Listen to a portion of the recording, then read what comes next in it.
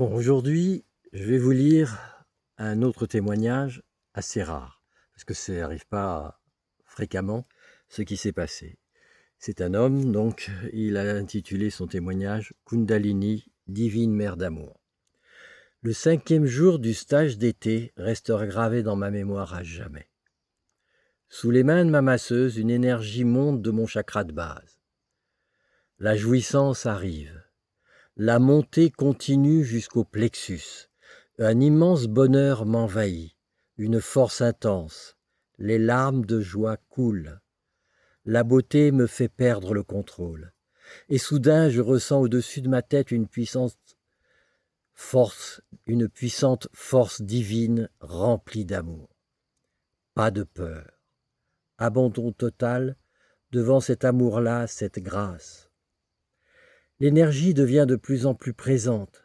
Elle est là. Je ressens qu'elle peut investir la terre entière et tous ses êtres. Je suis sous son influence. Je ne peux rien contrôler et suis observateur de ce qui se passe.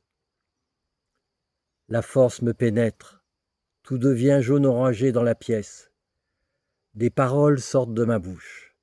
Ce message que je délivre à toutes les personnes présentes, je n'en maîtrise pas le sens.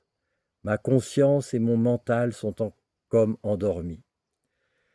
Je revois soudain toutes les épreuves de ma vie, celles qui m'ont amené jusqu'à cette révélation. Je n'ai plus la notion du temps. Des mains sur mes pieds m'ont permis de revenir présent dans la salle. La redescente dans mon corps s'accompagne d'une sensation de froid. Ma vie a changé depuis ce jour. Tout s'est allégé. Je me sens nettoyé. Les pardons s'accordent. Une grande paix m'habite. Mes contacts avec les autres, humains, le monde, sont amour.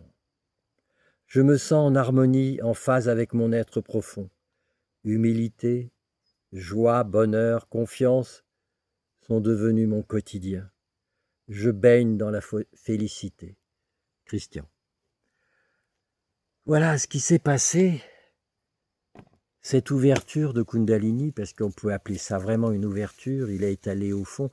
On peut la retrouver des fois dans les NDE, les expériences proches de la mort, lorsque les gens voient le tunnel ou autre chose, ils sont happés par cette lumière, cet espace qu'on appelle divin, parce qu'on peut, comment le nommer autrement, enfin parce que ce que l'on vit, c'est tellement immense.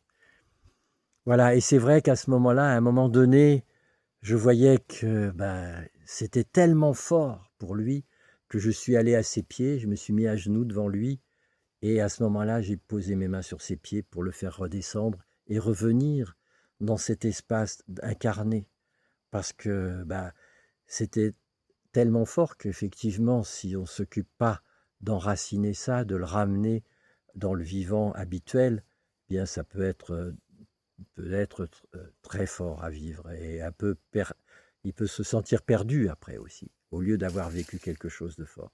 L'important, c'est quand on vit quelque chose, c'est pouvoir le ramener dans cet espace de vie dans lequel on est, dans ce corps dans lequel on est, pour pouvoir après s'en servir, parce que sa vie entière a changé à partir de là. Quand je vous dis la deuxième partie, il ne m'a pas envoyé ce témoignage tout de suite, c'est que sa vie a changé. Donc vous voyez, quand je vous dis c'est très rare, parce qu'effectivement, ça n'arrive pas dans tous les stages, ça. Hein. Des ouvertures de Kundalini, il y en a eu d'autres, mais pas de la même manière et de cette façon-là aussi forte. Et donc c'était quelqu'un, une participante qui donnait le massage. Vous voyez, c'était pas quelqu'un c'était pas ni moi, ni une de mes collaboratrices, par exemple. Vous voyez, donc à ce moment-là, nous vivons tous quelque chose d'extraordinaire. Nous sommes tous à l'intérieur de ça. Et donc je vous invite vraiment à venir pour le découvrir, le vivre et sentir ce que cet homme a pu vivre de cette façon-là ou d'une autre manière. Allez, à bientôt.